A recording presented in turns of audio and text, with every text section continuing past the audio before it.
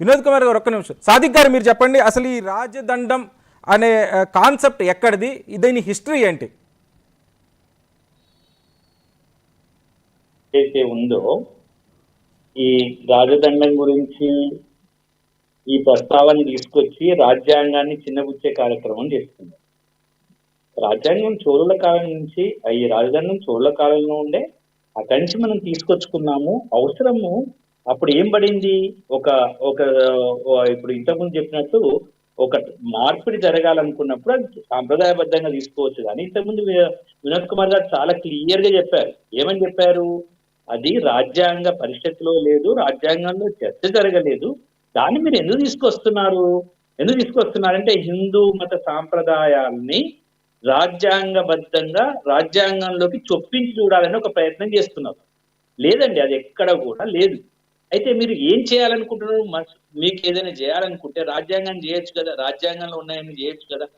మీకు దమ్ము ధైర్యము ఎవరికైనా, మన కాంగ్రెస్ పార్టీ కానివ్వండి, లేకపోతే ఇంకా ఏ పార్టీ రాజ్యంలో ఉన్నా కూడా రాజ్యాంగం ఇచ్చినటువంటి వాటిని వదిలేసి రాజ్యాంగాన్ని పక్కకు పెట్టేసి ఏవేవో తీసుకొచ్చి ప్రజల మీద రుద్దాలనుకోవడం చాలా అవివేకమైన ప్రక్రియ.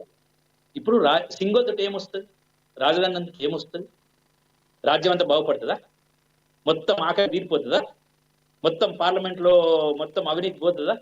ఎందుకు రాజధాని మనకు రావాల్సిన అవసరం వచ్చింది ఇప్పుడు అంటే, ఒక భావోద్వేగాన్ని, తర్వాత హిందూ మత సాంప్రదాయాన్ని, తర్వాత ఒక వర్గానికి చెందిన సాంప్రదాయం, హిందూ మతం అని కాదు, ఇక్కడ ఒక వర్గానికి చెందినటువంటి మన భారతదేశం లౌకిక రాజ్యం అని చెప్పుకుంటున్నప్పుడు తీసేయండి మరి లౌకిక రాజ్యంగా అని చెప్పండి.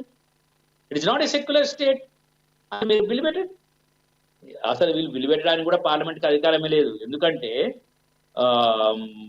కేశవానంద భారతి కేసులో చెప్పిన అందుకోసమే ఇటువంటి వాళ్ళు వస్తారు, రేపు రాజ్యంలోకి వస్తారనే గోలక్నాథ్ కేసులో, కేశవానంద భారతి కేసులో చాలా క్లియర్ గా కూడా మనం చూసినట్లయితే రాజ్యాంగం యొక్క మౌలిక అంశాలను మార్చే అధికారం పార్లమెంట్ లేదు.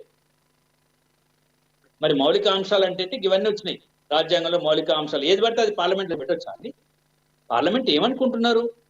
పార్లమెంట్ లో ఒక దేవాలయం అనుకుంటున్నాము మనం అందరం కలిసి. మతాతీత కులాతీత రాజ్యం రాజ్యంలో మనది ప్రజాస్వామిక దేశంగా ఒక గొప్ప పార్లమెంట్ అనుకున్నాం. పార్లమెంట్ తీసుకొచ్చి ఇటువంటి పెట్టడం ఎంతవరకు సభ? పెట్టుకోండి, పెద్ద మ్యూజియం కట్టి పెట్టుకోండి.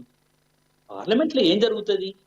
పార్లమెంట్ లో నాయకులు కూర్చొని చర్చలు చేసి లెజిస్లేచర్ ఏం జరుగుతుంది? అక్కడ అవసరమా అండి రాజదండం?